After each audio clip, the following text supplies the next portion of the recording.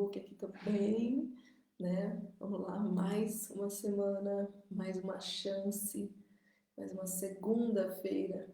Interessante, eu nunca tinha pensado nisso, né? Uma segunda-feira a gente pode entender como uma segunda chance, né? De fazer diferente, né? De começar um novo ciclo. Eu sempre gosto de pensar nesses começos e fins, né, que são estipulados na sociedade, né, como começos de ciclo. Eu gosto do começo. O fim eu não levo muito em consideração, porque eu acho que nunca existe fim, né? Nada é finito, né? Mas o começo é sempre importante a gente entender como tal, porque dá esse sentimento de ser uma nova chance, né? Um novo recomeço. E que não seja só de dietas, porque isso não funciona. Que seja de hábitos, né? Eu acho que a grande mudança que a gente pode promover na nossa vida são os hábitos. É a partir da mudança de hábitos que é que muita coisa aqui dentro se movimenta, né? Então é isso. Vamos para o nosso 18º dia de leitura comentada desse livro maravilhoso que é o Amar e Ser Livre, do Prem Baba. E hoje, dia 26 de abril, né, de 2021. Oi, Diego! De 2021, né? Ontem foi interessante que o meu filho mais velho virou pra mim e falou assim: mãe, a gente tá em 2021 mesmo. Eu falei: gente, olha que louco que tá acontecendo, né? Tem hora que a gente perde completamente a noção do tempo. E olha que ele faz todo dia pra você colocar data nas lições dele, e mesmo assim, ele esqueceu que nós estamos em 2021. A percepção do tempo tá muito diferente, né? Com tudo que a gente tá vivendo. E eu acho que isso é muito importante a gente avaliar, né? A gente aproveitar essa mudança de percepção do tempo para entender como tudo é relativo, como a realidade não é concreta, ela é o que nós percebemos, né? E dependendo de como tudo isso é estruturado, a gente percebe diferente, né? É muito subjetivo, né? O indivíduo, o sujeito, ele vive na subjetividade. E tudo é possível mudar, tudo. Tudo dependendo de como a gente percebe o mundo, de como a gente percebe o tempo, de como a gente percebe a vida, né? Isso eu acho que tem um lado muito bom. É o que nos torna plásticos, né? O que nos tira desse lugar concreto, né? Tipo, um livro é um livro, mas ao mesmo tempo um livro pode ser um objeto de decoração, né? Que a gente vê muito hoje em dia por aí. Então, tudo pode ser muita coisa. Depende de como a gente percebe o mundo e de como a gente percebe todas as possibilidades que estão disponíveis nele, né? E para todos nós, não é para um ou para o outro, né? Então, é isso, já comecei profunda, né? Segundona, já vim com tudo. Vamos lá. Bom, o capítulo que a gente leu ontem deu muito pano para manga, né? O verdadeiro significado da maternidade, né? Onde eu questionei esse nome, né? Eu não gosto desse nome, aqui é uma questão de gosto mesmo, né? Para mim não é o verdadeiro significado da maternidade que ele trouxe aqui, mas sim um olhar, né, diferente da maternidade, né? Que vem assim o principal ponto desse capítulo é a gente se questionar quem em nós decidiu ser mãe, quem em nós decidiu ser pai. E foi muito legal lançar essa pergunta, né? Porque ontem eu recebi umas 10 mensagens, né? Eu estou muito feliz com essa troca. Quero agradecer cada um que confia, né, em mim para compartilhar suas histórias, compartilhar suas dores, né? Porque são pessoas que estão encontrando aqui esse lugar, né, de não tabu, sabe? Não existe tabu aqui, né? Não existe, ai, fiz certo, fiz errado. Não existe certo e errado, né? Eu sempre falo, bom dia, Lê. Eu sempre falo que a vida, né, ela é uma grande experiência e é uma experiência modular. É a gente que escolhe qual é o símbolo que a gente vai dar para ela, positivo ou negativo. Todas as experiências que a gente vive todos os dias, né? É uma escolha, como eu percebo cada experiência, né? Então, eu percebi que as pessoas tiveram muita coragem de me trazer seus pontos de vista, suas histórias, né? E foi uma troca riquíssima das pessoas refletindo sobre quem em mim quis ter o primeiro filho, o segundo filho, o terceiro filho. E como muda, e como as pessoas nunca pensaram nisso, e como elas puderam refletir sem peso, sem sentir culpa, sabe? Assim, ai meu Deus, eu tive meu filho porque eu queria preencher um vazio. Não, realmente, eu quis o meu terceiro foi para preencher um vazio, mas é um amor gigante que eu sinto por ele, né? E ele me fez perceber tudo isso, né? Ele me fez, porque aí eu olho para ele, olhei para ele um dia e percebi esse vazio em mim. E ali eu consegui me enxergar, e ali eu consegui perceber que existia algo para ser trabalhado, né? Então existe um propósito maior também, além dessa escolha inconsciente do sujeito, né, diante da sua história, de como a sua história foi construída, dos buracos que foram se abrindo, existe um plano maior. Eu acredito nisso, né? Então, independente de como essas crianças vieram ao mundo, né, independente do motivo que levou aqueles pais a terem aquele filho, existe um propósito maior na existência daquele ser naquela família, né? Então, não é só essa questão da escolha. Eles vêm, às vezes, muitas vezes, para desenvolver em nós um amor que a gente não era capaz de sentir, uma entrega que a gente não era capaz de fazer, né? Então, olhar dessa forma, porque assim fica leve, né? A gente compreender que tudo está, bom dia, Margot, tudo está onde precisa estar, né? Não tem um grão de areia que não esteja onde precisa estar. Ah, mas ali está errado, mas é ali que precisa estar. E a gente está vivendo isso, né? Nessa pandemia. Muitas coisas que a gente revolta, né? Fala assim, mas por que isso? Por que é sempre? Porque sim. Ah, você estava me vendo no YouTube, que chique. Mas no YouTube. Ah, você estava assistindo os anteriores. Ah, gente, tá tudo lá, graças a Deus. Tudo salvinho. É. E então é importante, né, a gente conseguir olhar com leveza todo esse processo, né, da maternidade, da paternidade, entender como uma grande escola, acima de tudo, né, como um lugar de aprendizado para todos que estão ali. É um lugar de evolução, é o lugar onde a gente mais evolui se a gente conseguir enxergar a tempo essa oportunidade, né? Então é isso. Então a gente falou sobre isso ontem. Foi super importante essa discussão, né? Eu falei, por exemplo, sobre as pessoas que ontem eu tinha pensado que eu queria ter falado uma coisa e eu não falei. E agora eu esqueci. Lembra depois eu falo. Eu ia anotar e eu pensei, não, eu vou anotar. Só pensei. Penso logo, não fiz, entendeu? Eu tenho que já pegar e pensei, falei, escrevi. É, vamos lá. Então, ressignificando o nascimento. Esse círculo vicioso que eu falei no final do capítulo anterior, né, que é um sentir raiva, e aí a criança percebe a raiva do pai e da mãe, e aí o pai e a mãe sentem culpa, e aí a criança sente a raiva, sente a culpa, sente o amor também, mas aí ela lança tudo isso para o mundo, e tudo começa de novo, né? Então, para que esse círculo vicioso ele precisa ser rompido, né? É importante que ele seja rompido.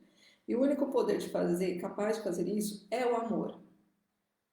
Bem, diria Zezé de Camargo e Luciano.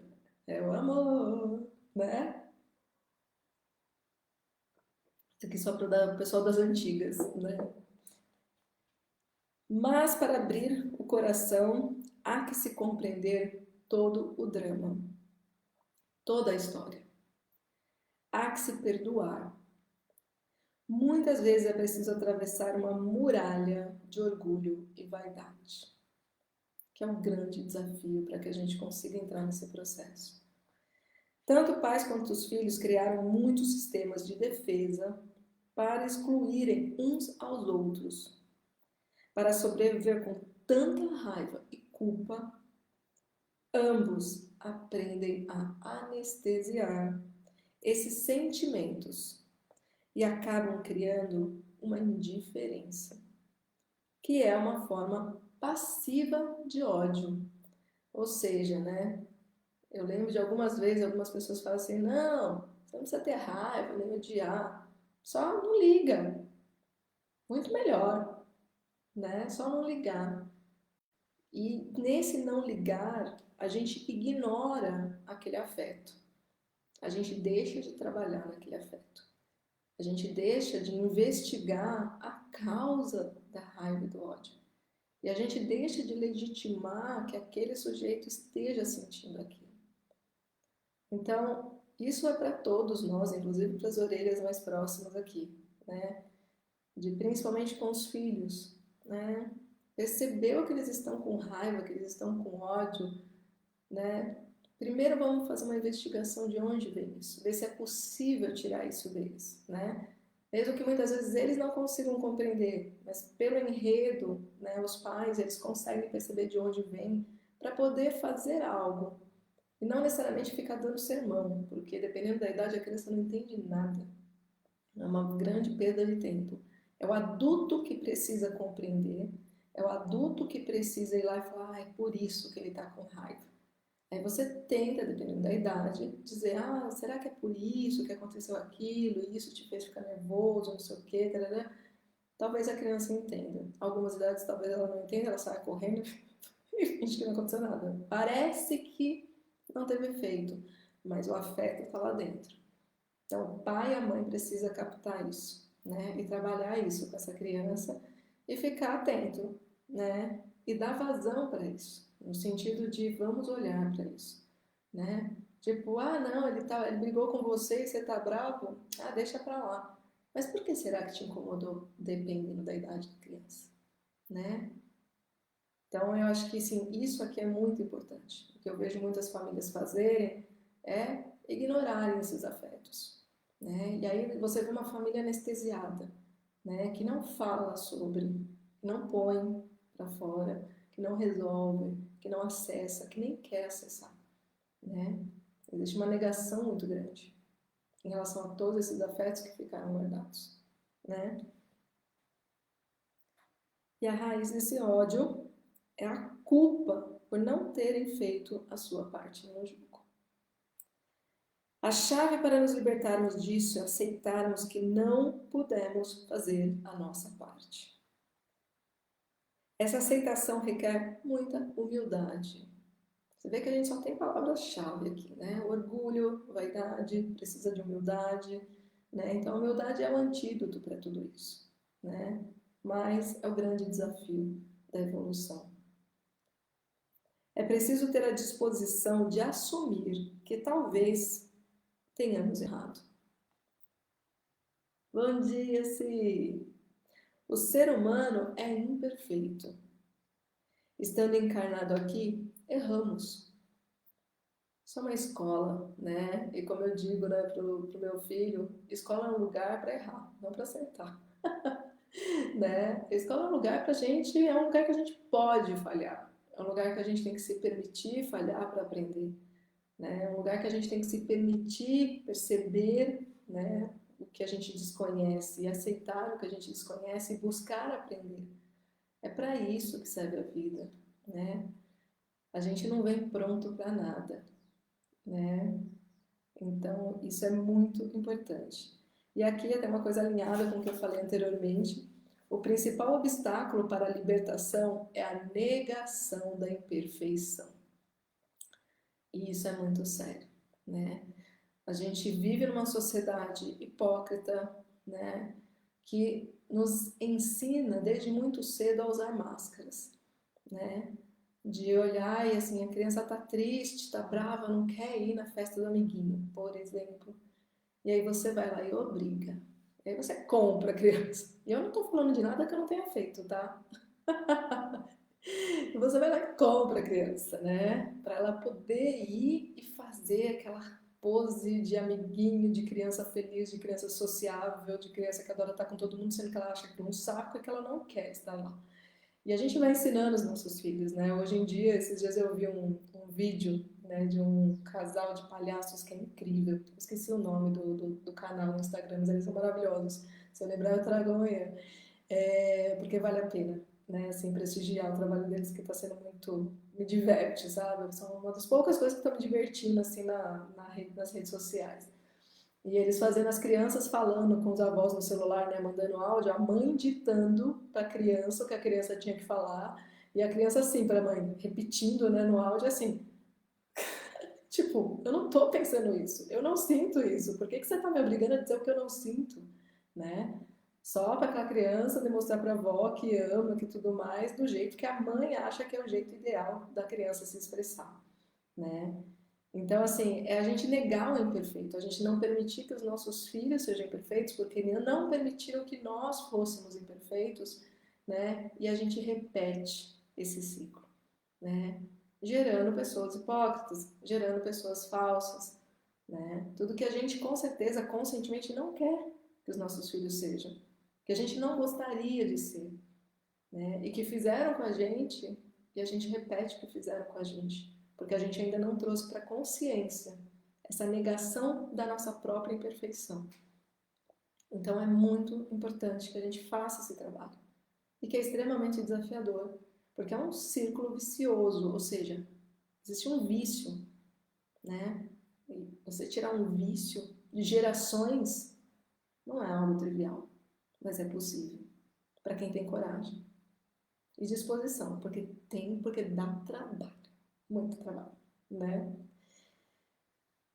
Vamos lá. Temos vergonha de nossas imperfeições, mas há que se ter disposição de aceitá-las para poder derrubar os muros que nos aprisionam, para abrir o coração. Somente assim será possível sair da construção que criamos para nos proteger.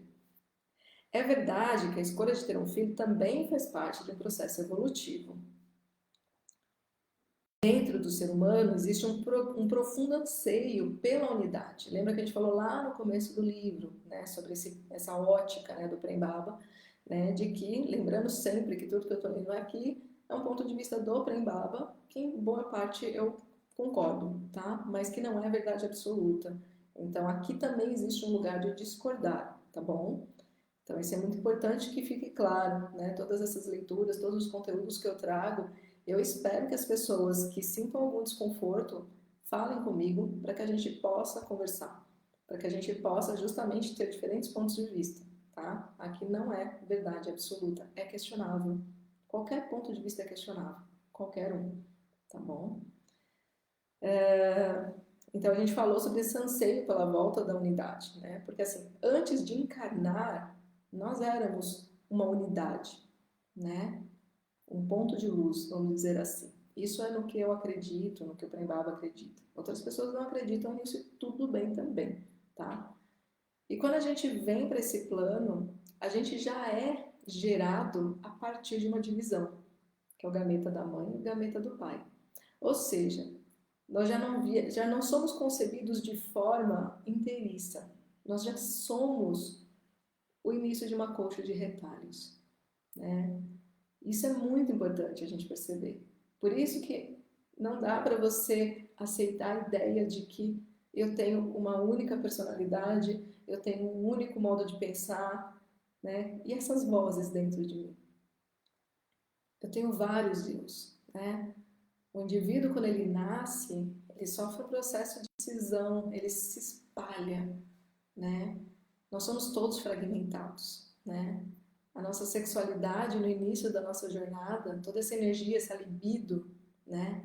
Essa força de construção, ela é toda fragmentada no nosso corpo, né? Então a gente, de estilhaçados, a gente vai juntando os caquinhos ao longo da vida para voltar a essa unidade, né? E essa vontade de conceber um indivíduo através de homem e mulher vem desse anseio inconsciente de formar a unidade, de juntar o feminino com o masculino. E esse é o fruto, esse é o bebê. Ele é a unidade daqueles dois indivíduos. Mas esse mesmo bebê, ele não é completo. E aí ele fica buscando a sua parte, ou qualquer parte que ajude ele a vivenciar também essa experiência de promover a unidade. Isso é muito bonito quando a gente começa a entender esse processo dessa forma, né? Então, existe naturalmente no ser humano um desejo de procriar. Ele é natural, mas ele não é obrigatório, né?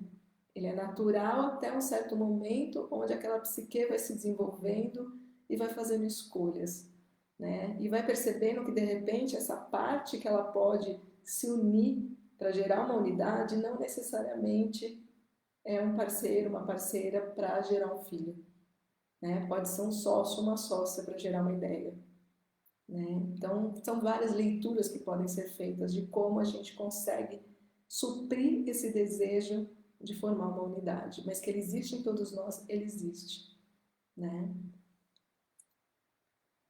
A força erótica é um tremendo poder de fusão.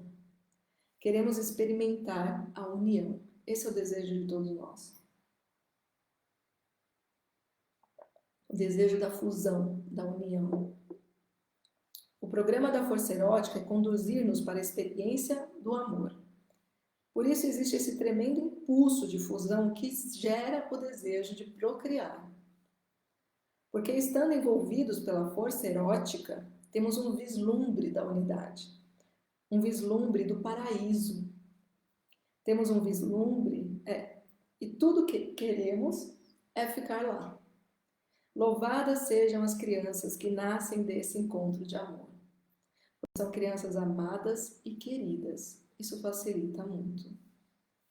Se olharmos com bastante atenção e objetividade para as pessoas que mais sofrem nesse mundo, encontraremos ali o desamor na hora da concepção. E as pessoas mais felizes são aquelas que tiveram amor na hora da concepção. E aqui não é o amor só da mãe, é o amor na concepção, no ato, na hora de fazer aquele bebê, né? Isso que ele chama de concepção aqui. Se existiu amor naquele momento, naquele instante, isso muda tudo na história desse sujeito. Ou pelo menos existe um potencial gigante de que seja uma criança que venha ao mundo já com esse amor. Uma criança amada, uma criança querida, uma criança capaz de amar. Porque ela já foi concebida no amor. Isso faz muita diferença. Isso pode ser ressignificado e transformado através do processo de evolução da consciência do sujeito que nasceu de um ato de concepção onde não existia amor.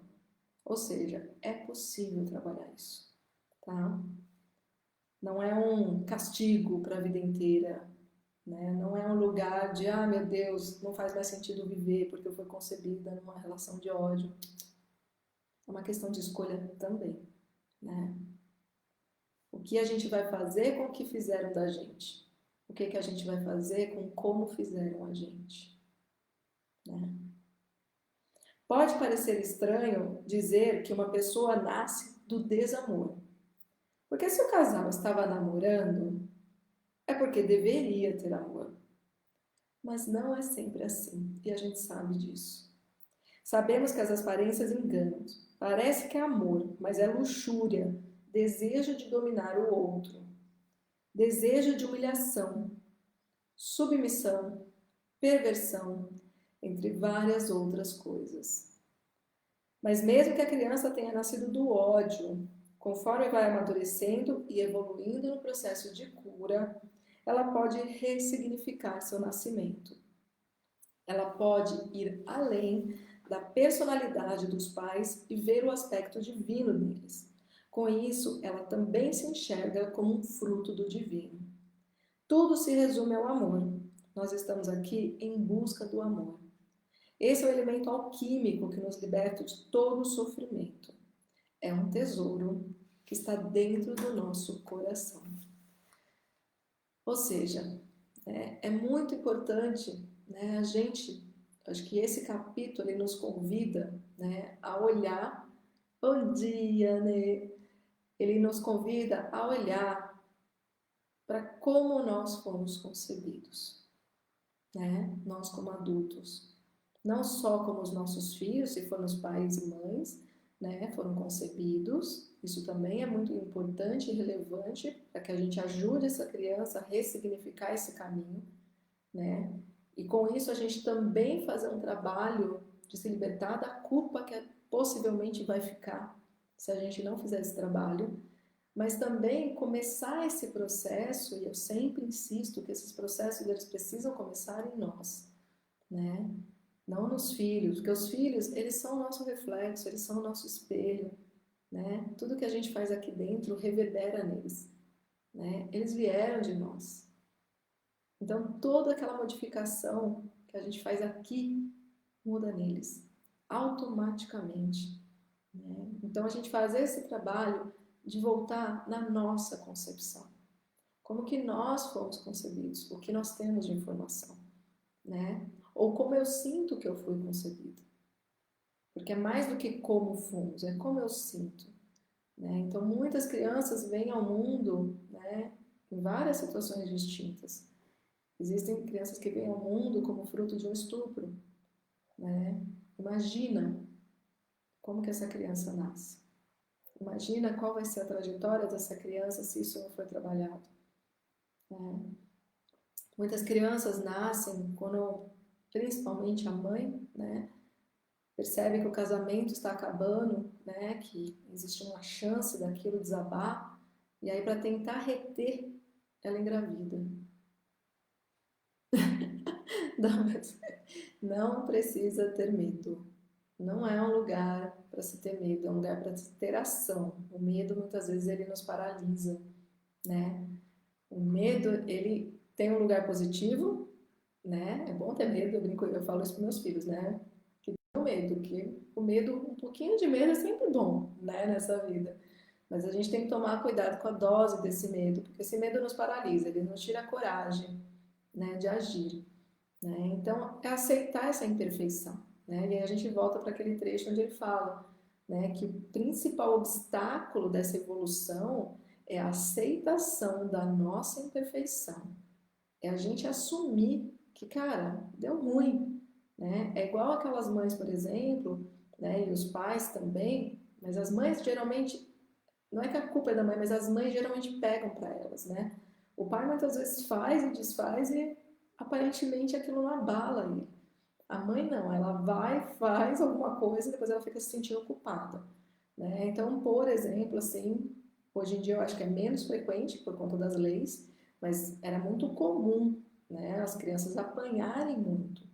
Era muito comum, né, na época que eu era criança. Então, assim, era normal, né, punir os filhos com castigo, de cara para parede, bater. Era muito violento, né, a forma como os pais educavam os filhos, porque foram educados daquela forma. Né? A gente ainda estava muito na sociedade muito machista, muito patriarcal. Ela ainda é, mas eu sinto que está existindo uma melhora porque as mulheres estão se colocando à frente, né? Elas estão se impondo, elas estão mostrando ali que existe um caminho de amor, existe um outro caminho, né? Existe uma comunicação não violenta, né? Existem várias formas da gente melhorar essas relações e da gente conseguir lidar com as nossas emoções adultas, né? 15 mil formas de terapia que existem hoje. Só que antigamente era normal bater, né? E aí o que acontece é que muitas mães, até hoje, você vai conversar, ah, eu bati, mas vocês estão tudo vivo, ó. Cresceram, estão trabalhando, casaram, tiveram filho, tá tudo ótimo. Será? Isso é uma negação da imperfeição, né? E quando você age assim, você fecha a possibilidade de evolução. Você fecha a possibilidade de ressignificar o seu nascimento e o nascimento daquele filho, que provavelmente foi gerado num lugar de ódio, num lugar de raiva, né? Num lugar de culpa, num lugar de medo do casamento acabar e decidir engravidar para segurar o casamento, né? Isso acontecia muito, ainda acontece, né? E tudo bem, é a forma que cada um naquele momento consegue lidar com a situação. Mas daí começar a perceber os sintomas nos filhos e negar que falhou, em que ponto isso ajuda no processo de evolução daquele sujeito, daquele filho, daquela filha? Não ajuda, né? Aqueles pais continuam não legitimando as dores dos seus filhos. E se tem um erro gravíssimo que a gente pode cometer como mãe e pai, é não legitimar os afetos, os sentimentos dos nossos filhos. E geralmente a gente faz isso quando? Quando a gente não legitima os nossos próprios sentimentos e afetos. as nossas emoções, né? E por que a gente faz isso? Porque os nossos pais não legitimaram os nossos afetos, sentimentos, emoções. Ou seja, o que é isso? Um círculo vicioso. E quem está aqui, quem está vendo essa live, que seja agora ao vivo, que seja mais tarde gravada, quem tem acesso a esse livro, tem aí o poder, a chave, para trazer isso para a consciência e quebrar esse círculo. Porque é possível, é possível. E eu espero de verdade que cada vez mais pessoas consigam fazer isso. E assim a gente consiga trazer crianças para o mundo com mais consciência e que a gente conceba essas crianças com amor. E aí teremos adultos menos revoltados, menos violentos, menos hipócritas. E aí um mundo melhor. O começo começa do começo, né? É isso, amores. Amanhã vamos para o capítulo 3, né? Vamos falar de eu e o outro. E só de eu e o outro, porque é bastante bem longo, eu vou tentar resumir, né? Mas sou eu em relação ao outro, né? É um ponto muito importante a gente refletir. E obrigada por vocês estarem aqui, né? E amanhã, terça-feira, eu provavelmente vou anunciar um sorteio, né? Deste livro, não desse, que esse é meu, mas do Amar e Ser Livre, né? Provavelmente eu vou anunciar amanhã para fazer o sorteio, amanhã ou depois de amanhã para fazer o sorteio na quinta-feira, que vai fechar 21 dias de leitura. E dizem que 21 dias é um número mágico, que é quando a gente pode considerar que existe um hábito novo, né? Já acabou, Margot, mas está tudo gravado, tá? Tá tudo gravado. Acho que você chegou um pouquinho depois, tá bom? Aí depois você assiste, vai estar tudo gravado aqui no Instagram, no Facebook e no YouTube, tá bom? E no podcast também, no Spotify, MairaCast, certo? Beijo grande. Amanhã às 7 horas, né? A gente conversa. Eu acho que você está entrando atrasado porque você está confundindo o horário, Margot. Depois a gente conversa, tá bom? Beijo, beijo, beijo e até amanhã falando de eu e o outro, né? Onde o bicho pega, né? Beijo, beijo, beijo. Tchau, bom dia. Bom dia, vamos lá. Cadê? Tchau, tchau.